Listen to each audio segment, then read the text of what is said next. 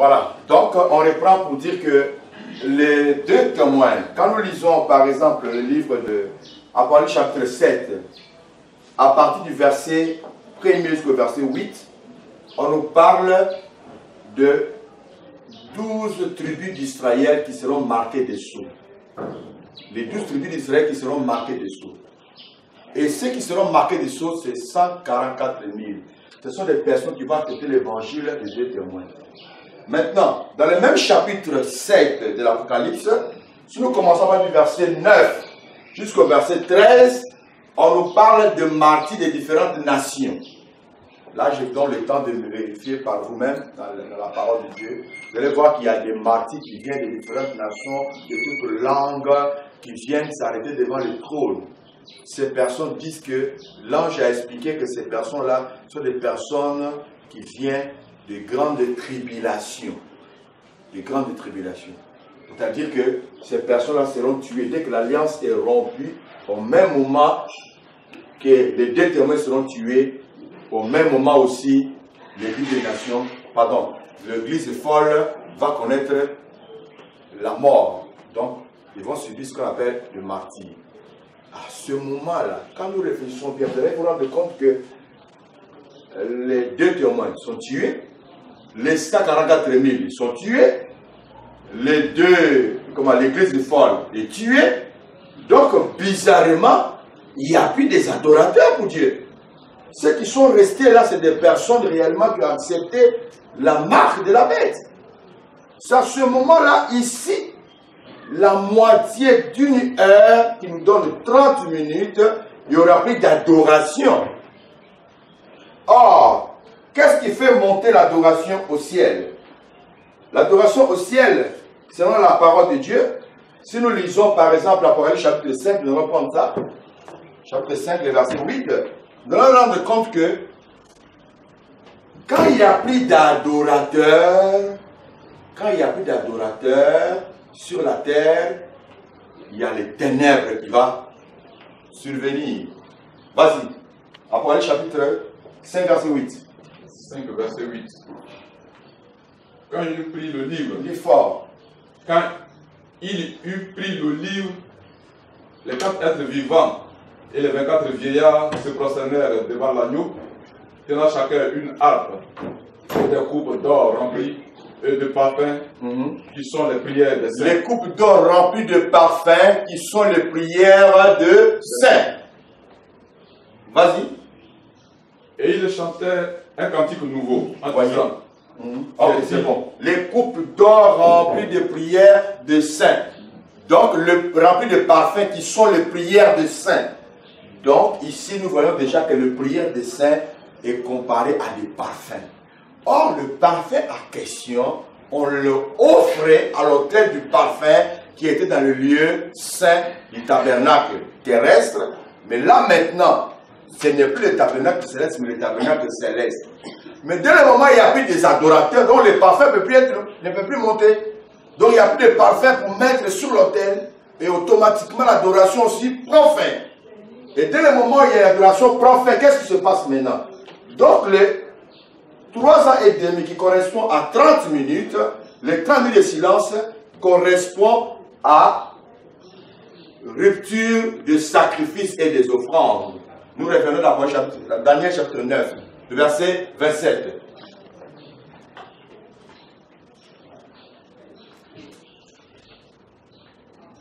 Daniel 9, verset 27. Verset 27. Il fera une solide alliance avec plusieurs pour une semaine. Pour une semaine. Et durant la moitié de la semaine, il fera cesser le sacrifice et l'offrande. Durant la moitié de la semaine, il fera cesser le sacrifice et l'offrande.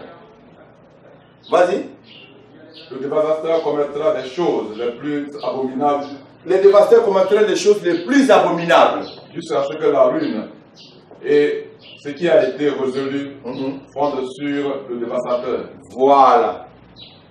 Vous voyez? Et ces choses vont demeurer jusqu'à... Vas-y.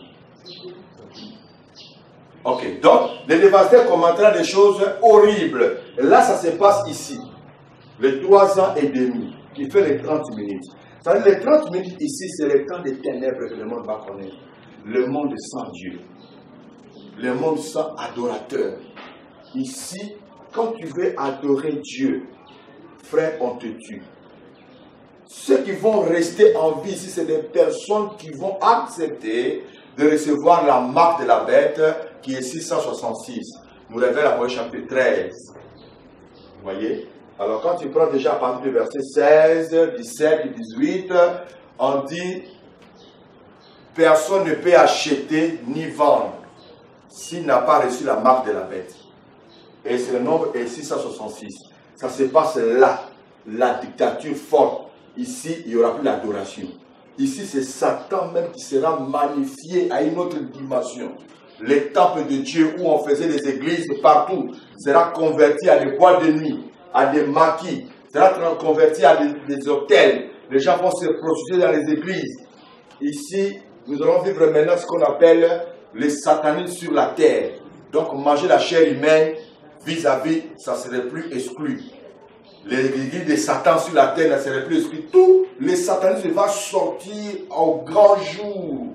C'est ainsi qu'il y a eu silence de 30 minutes. Donc, pendant les 30 minutes ici, qui fait 3 ans et demi, ou 1900 jours, il n'y aura pas d'adoration. C'est ainsi que la Bible dit, en l'ouverture du premier saut, le verset 1, il y a eu silence dans le ciel de 30 minutes. Pourquoi? Parce que l'adoration, le parfum ne monte plus sur la terre. Et là, les raisons, c'est que les dévastateurs mettent fin aux sacrifices et aux offrandes qu'on offrait sur la terre. Là, déjà, nous voyons, le 3e temple est déjà construit. Ok?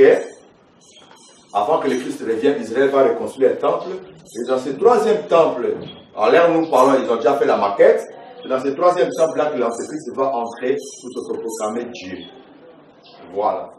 Alors Israël a compris au milieu de la semaine, l'alliance est rompue, nous rentrons maintenant dans les 30 minutes de silence. À partir d'ici. Donc voilà un peu les 30 minutes de silence que nous avions expliqué tout à l'heure. Maintenant, nous allons toucher, après 30 minutes de silence, il y a maintenant l'ascensoir qui sera renversé. On revient dans Apocalypse chapitre 8. Verset 2. Voilà. Je vis les 7 anges qui se tiennent devant Dieu, et cette trompette leur fut donnée. Voilà. Là maintenant, comme il n'y a plus d'adoration, et que Dieu n'est pas adoré, parce que les nations continuent à dominer, Dieu veut maintenant mettre fin au temps des nations. Mais avant de mettre fin au temps des nations, Dieu va se décider de frapper les nations. Dieu va se décider de frapper les nations. Or, à partir déjà, les trompettes sont données. Les frappes ou les jugements contre les nations vont déjà avoir lieu à partir déjà de la manifestation des 2 témoins. Nous allons voir ça tout à l'heure. Qui veut dire tout simplement que Dieu ne va pas attendre simplement que l'adoration soit arrêtée pour commencer à frapper les jugements. Non. Les jugements vont commencer même avant que l'adoration s'arrête. Mais ce qui va arriver ici, dès que l'adoration va s'arrêter, ça sera encore plus grave. Voilà. Mais dorénavant, comprenez une chose, à partir d'ici, déjà, là, Dieu déclenche maintenant, il donne déjà les trompettes. Avant que les trompettes sonnent, il va renverser l'ascensoir. L'ascensoir, c'est un élément qu'on met de charbon, on met le parfum. Le sacrificateur utilisait ça dans le lieu saint pour parfumer les tabernacles. Voilà, le parfum qui balançait, c'est ça qui permettait au sacrificateur de parfumer le parfum dans le lieu saint, et ça entrait aussi dans le lieu très saint parce que Dieu aimait cette odeur-là. Ça tirait réellement sa présence. Voilà. Maintenant, on lit. Qu'est-ce qui va se passer après les trompettes qui sont remis aux 7 anges? Et un autre ange vint. Il se tient sur l'autel ayant un ascensoir d'or. On lui donna beaucoup de parfums afin qu'il les offrit avec les prières de tous les saints sur l'autel d'or qui est devant le trône. Voilà, on lui donna beaucoup de parfums afin qu'il l'offrit avec les prières de tous les saints. Ici, on nous parle de prières de tous les saints. Il s'agit des saints les martyrs. Parce que ça faisait longtemps que ce martyr dont les âmes étaient sur l'autel réclamait vengeance. Il disait à Dieu, nous lisons ça rapidement dans le chapitre 5. Non, pas le chapitre 6, verset 9.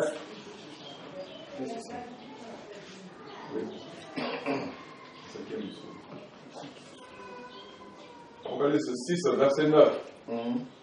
Quand il ouvrit le 5e sceau, Voilà. il vit sur l'autel les âmes de ceux qui avaient été immolés à cause de la parole de Dieu et à cause du témoignage qu'il avait rendu. Il criait d'une voix forte. Il criait d'une voix forte. Voilà les prières de tous les saints. En disant, jusqu'à quand? Jusqu'à quand? Maître saint et véritable. Maître saint et véritable. Tardes-tu à juger? Tardes-tu à juger? Et à tirer vengeance de notre sang sur les habitants de la terre. Vous voyez, tardes-tu à juger? Cela veut dire que les âmes de martyrs réclamaient déjà vengeance et les jugements. Or, les jugements de Dieu vont commencer à se manifester dès que les trompettes vont commencer à sonner. Donc, il veut savoir pourquoi tu tardes, pourquoi ça prend du temps, Seigneur.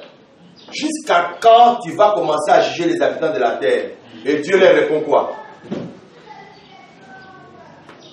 Et une robe blanche fut donnée, vous voyez, à chacune d'eux. Une robe blanche fut donnée à chacune d'eux. Et il fit dire de se tenir. De se tenir en repos. Quelque temps encore. Voilà. Jusqu'à ce que fut complet le nombre de leurs compagnons de service. Ah, donc jusqu'à ce que fut complet le nombre de compagnons de leur service. Et de leurs frères. Et de leurs frères. Être mis à mort comme eux. Voilà. Cela veut dire qu'il y aura encore d'autres martyrs qui vont nous s'ajouter. Cela nous explique qu'il y a eu des martyrs. Je peux dire même depuis les temps des apôtres. Nous avons des cas comme Étienne qui a été tué injustement. Nous avons Jacques. Nous avons les apôtres Pierre et Paul. Des personnes qui étaient des martyrs, sans compter ceux qui ont été martyrisés pendant l'installation du pouvoir de la papauté, du catholicisme, ainsi de suite. Ces martyrs-là, jusqu'à aujourd'hui, réclament vengeance. Mais là, on dit de tenir en repos jusqu'à ce que les nombres soient complets. Le nombre sera complet à partir d'ici. Quand les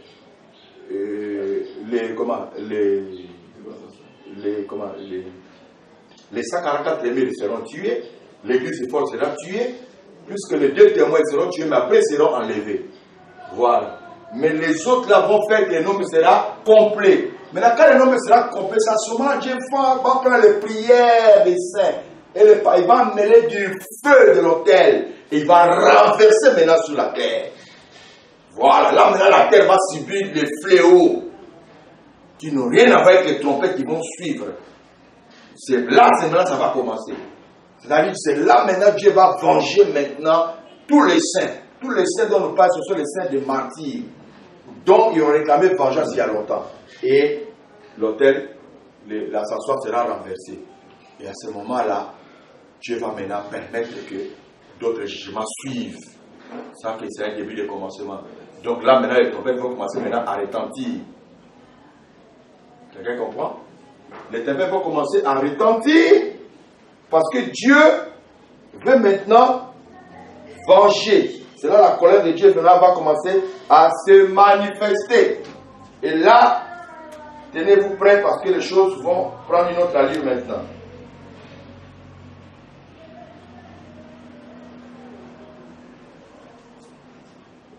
Ok. On revient à la chapitre 7 et 8 là. 8. Voilà. Premier. Tu as déjà lu le silence d'une demi-heure, oui. L'ascensoir. Maintenant tu continues. Et la fumée du parfum monta avec les prières des saints de la main de l'ange devant Dieu.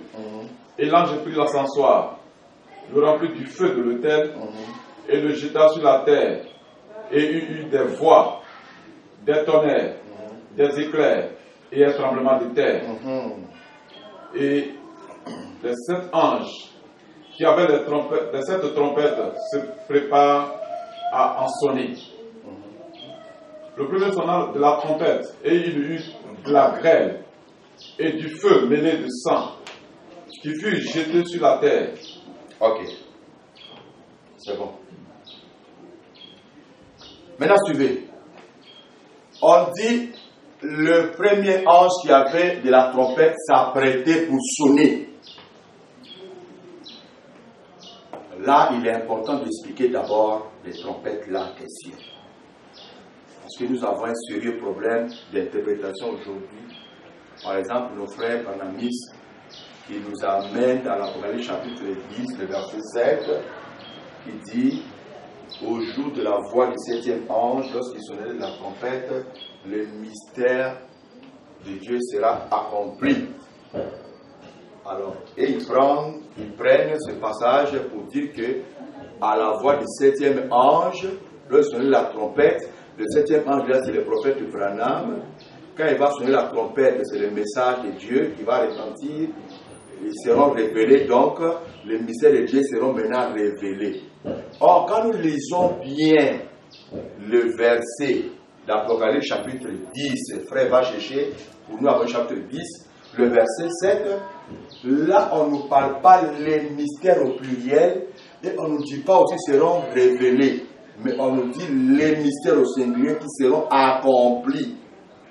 Accompli qui veut dire achevé ou alors terminé. Relis pour nous rapidement. C'est verset 7.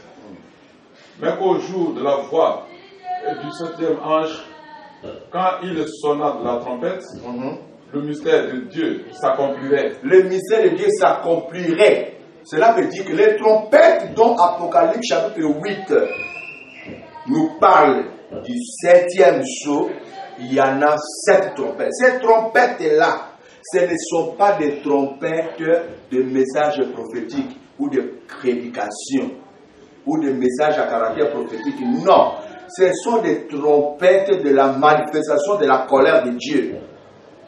Donc, en un mot, ce sont des proclamations.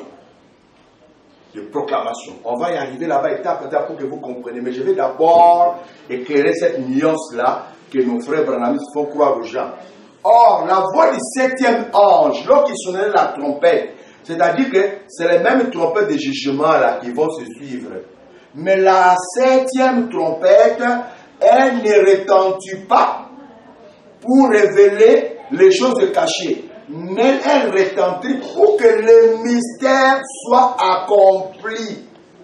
Or, le mystère de qui au singulier, Colossiens chapitre 2, le verset 2, nous parle de Christ, le mystère de Dieu. C'est-à-dire Christ, il est le mystère de Dieu. Voilà pourquoi c'est au singulier. C'est-à-dire, tout ce qu'on a parlé, les prophètes ont parlé sur le Christ, c'est le mystère de Dieu. Sur sa naissance, sur sa mort, sur sa résurrection, sur son ascension, sur son retour et son établissement du royaume. Toutes ces choses qui étaient un mystère caché dans cet homme seront accomplies, achevées ou terminées. Cela veut dire que Christ vient. C'est comme la Bible nous dit que Dieu acheva le ciel et la terre le 7e jour. Donc il a terminé. Il se repose. C'est la même chose. Tous les mystères, Christ étant le mystère de Dieu. En lui, il y a des messages prophétiques qui ont été révélés, qui ont parlé de sa mort, sa résurrection, son ascension, son retour, son rétablissement de son royaume. Toutes ces choses-là cachées dans Christ, qui est le mystère, seront accomplies et achevées. Parce que le règne des nations va prendre fin. Et Christ vient maintenant s'asseoir. Il va achever leur règne. Et lui vient maintenant s'asseoir. C'est ainsi que, quand nous lisons Apocalypse chapitre 11, le verset 15, nous allons lire cela. Nous allons voir que l'Apocalypse chapitre 11, le verset 15, nous précise exactement la 7e trompette va retentir pour quelle raison? C'est pour l'installation du royaume de Christ. Nous lisons ça rapidement. Apocalypse 11, verset 15. Le 7e ange sonna de la trompette et il y eut dans le ciel de fortes voix qui disaient le royaume du monde est remis à notre Seigneur vous entendez? et à son Christ. Vous entendez, quand le 7e ange sonne la trompette, une voix disait, le royaume du monde. Cela veut dire que le temps de règne du monde est fini. Le temps des nations est fini. Or, Dieu avait dit que Israël, Jérusalem sera foulé aux pieds des nations, jusqu'à ce que le temps des nations soit accompli. Là, maintenant, nous sommes à l'accomplissement. Le temps des nations est accompli, c'est fini. Donc, le royaume du monde est remis maintenant à notre Christ.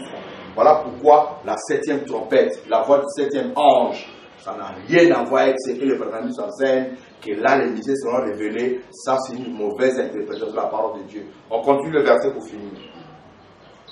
Et il régnera au siècle des siècles. Et les 24 vieillards qui étaient assis devant Dieu sur leur trône. Ok, vous voyez, donc le Christ est intronisé, il régnera pour le siècle des siècles. Donc c'est pour dire que les jugements qu'on nous parle, la dernière trompette va introniser le Christ, les 6 autres là vont retenter pour taper, il y aura des jugements forts sur la question des trompettes de la colère de Dieu, frère. La dernière trompette pour introniser le Christ, il y aura aussi des châtiments qui vont s'abattre sur les nations. Christ ne vient pas pour s'amuser. Là, il vient maintenant comme les lions de la tribu de Juda. Nous avons parlé ça l'autre fois sur la vie de David. David qui tua les lions. Vous voyez, David, quand il a tué les lions, à son retour, il a trouvé que dans les lions, il y avait les Samson, voilà. Excusez-moi, Samson qui tua les lions. Voilà, à son retour, il a trouvé que sur les lions, il y avait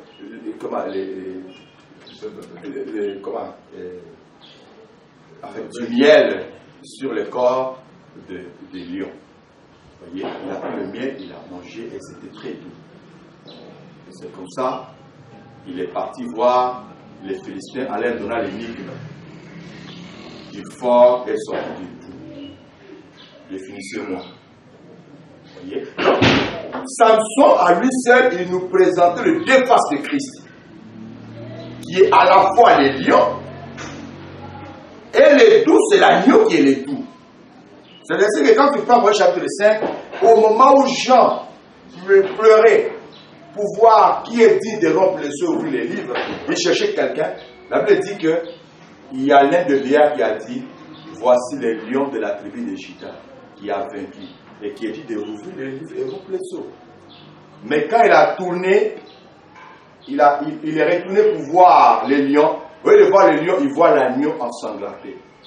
Qui veut dire que dans les lions se cache l'agneau. Dans l'agneau se cachent les lions. C'est ainsi que les puissants disent, qui peut résister contre la colère de l'agneau? Est-ce que l'agneau est coléreux? Non. La colère de l'agneau veut dire que dans l'agneau, là, il s'est caché les lions. C'est ainsi que du fort est sorti les doux. Les doux, là, c'est l'agneau qui est venu au temps de la grâce. Ça, c'est le moment de la rédemption. Mais après cela, il reviendra comme un lion rugissant. Vous allez voir que Samson, il a croisé le jeune lion rugissant.